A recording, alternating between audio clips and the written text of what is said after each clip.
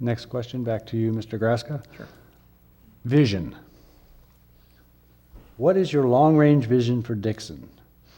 How will you work towards that vision, involve the community to reflect the voice of the majority of the Dixon citizens, involve fellow council members, and communicate to all citizens?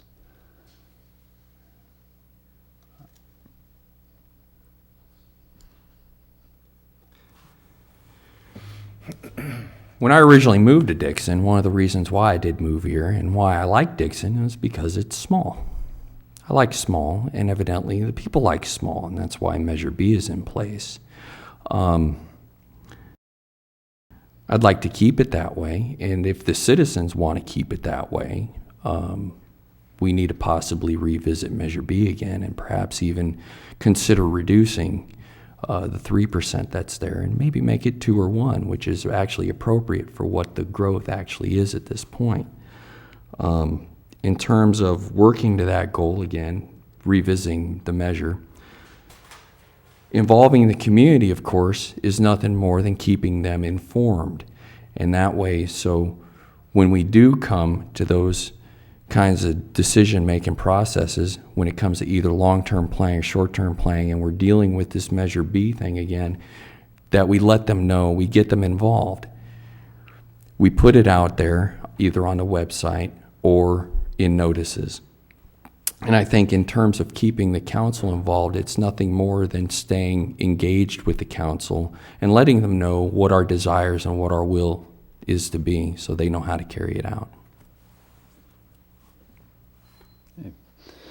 Ms. Koppas? Well, I love Dixon right now. I'm a product of Dixon, and I feel that Dixon can move forward with smart growth. To say that Dixon shouldn't grow or isn't going to grow is kind of difficult. So I think that just smart growth and planning. Right now, we're working on the general plan, and that addresses that vision.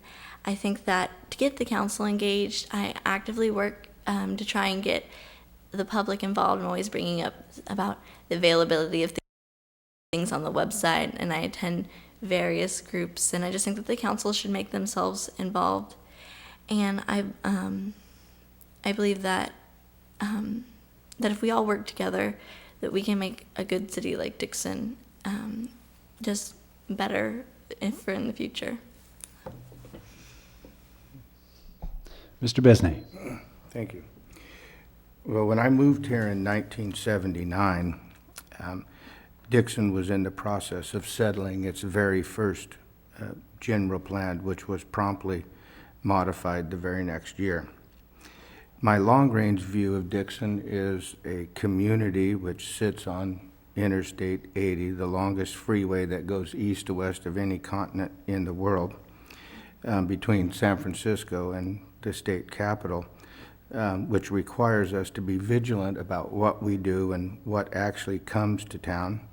I believe that we should look for, in the long range, some compatible growth with what the people of the city of Dixon want to see happen. The people that have come here since 2000 don't know what a small town is, because Dixon was a small town in 1979 with one four-way stop sign. How I would work with the citizens is the same way that I've done it all along. I talk to them, I know them, I live right downtown, I meet them, I understand their desires and their goals. Working with the persons on the council is something that I do on a regular basis in my job as an attorney. So I don't think Measure B needs to be modified. I don't think we need to change what we have been doing. It's not going to make any difference in the next several years, and so I think we should continue with what it is that we've done over the last 20 years or so and maintain a small town quality.